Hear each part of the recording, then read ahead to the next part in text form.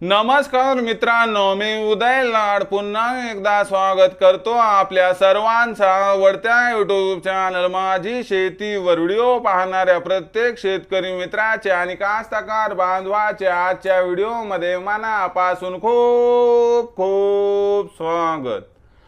मित्रांनो, thumbnail पाहितलं, title वाचलं होय मित्रांनो। सामान्य सोयाबीन उत्पादक कास्तकार बांधवांसाठी सर्वात महत्त्वाची अपडेट की आता 1 जून नंतर देशांतर्गत बाजारामध्ये 100% थांबवा सोयाबीनची विक्री।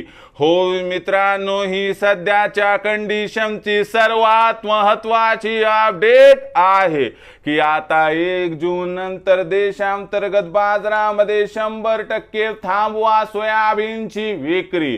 पण 1 जून नंतर आता देशांतर्गत बाजारामध्ये जर आपण सोयाबीनची विक्री थांबवली तर आपला या ठिकाणी कशा पद्धतीने होणार फायदा, याबद्दल अधिक माहिती जाणून घेण्यासाठी आता आपण सर्वांनी हा व्हिडिओ सुरुवातीपासून शेवटपर्यंत पाहावा।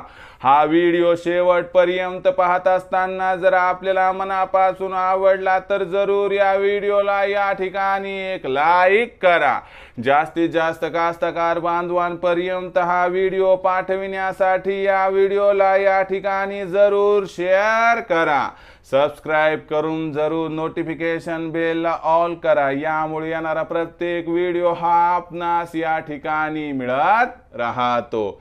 तर बघा मित्रांनो, सामान्य सोयाबीन उत्पादक कास्तकार बांधवांसाठी सर्वात महत्त्वाची अपडेट की आता 1 जून नंतर देशांतर्गत बाजारामध्ये 100% थांबवा सोयाबीनची विक्री, ज्यामुळे होणार आपला 100% फायदा। पण 1 जून नंतर आता देशांतर्गत बाजारामध्ये असं काय घडणार आहे की ज्यामुळे आता 1 जून नंतर 100% थांबवा या ठिकाणी सोयाबीनची विक्री। या प्रश्नाचा अचूक उत्तर जाणून घेण्यासाठी 1 जून नंतर आता देशांतर्गत बाजारामध्ये आपण सोयाबीनची विक्री थांबवली तर आपला कशा पद्धतीने होणार फायदा, या प्रश्नाचा आता घेऊया सविस्तर उत्तर। तर बघा मित्रांनो, सध्याच्या कंडिशनला बघितलं तर देशांतर्गत बाजारामध्ये सोयाबीनचा बाजारभाव हा 4200 ते 4500 च्या दरम्यान आहे। पण एक गोष्ट लक्षात ठेवा की तळ कोकणामध्ये मान्सून 7 जूनला दाखल होतो आणि त्यामुळे 1 ते 15 जूनच्या दरम्यान खरीप हंगामासाठी आवश्यक असणारी खत बियाणांची खरेदी करण्यासाठी कास्तकार बांधव लगबग करतात आणि यामुळे पैशाची आवश्यकता ही 1 ते 15 जूनच्या दरम्यान खूप मोठ्या प्रमाणात भासते आणि ही पैशाची तरतूद परिपूर्ण करण्यासाठी उरलं सुरलं सोयाबीन बाजारात येते आणि व्यापारी तर आपला गैरफायदा घ्यायला तयारच असतात। व्यापाऱ्यांना वाटतं ही सुवर्ण संधी आहे आणि म्हणून वाढलेली आवक आणि व्यापाऱ्यांचा डाव या दोन्हीमुळे कमी होतो 1 ते 15 जूनच्या दरम्यान सोयाबीनचा भाव।